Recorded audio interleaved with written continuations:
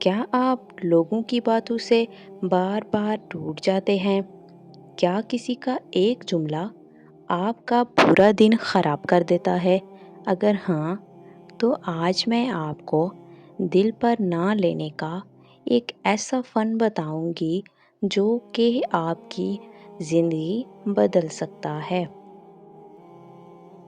पहला असूल, अपनी कदर पहचानें।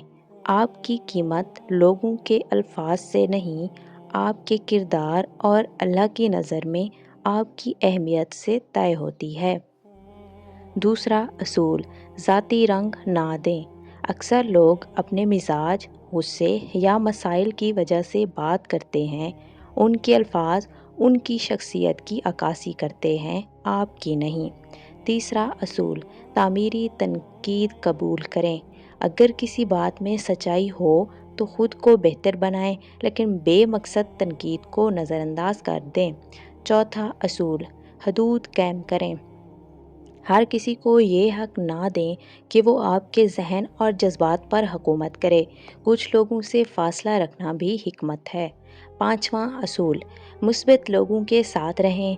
ऐसे दोस्त और माहौल मुंतखब करें जो आपको आगे बढ़ने में ताकत दें, ना कि तोड़ें।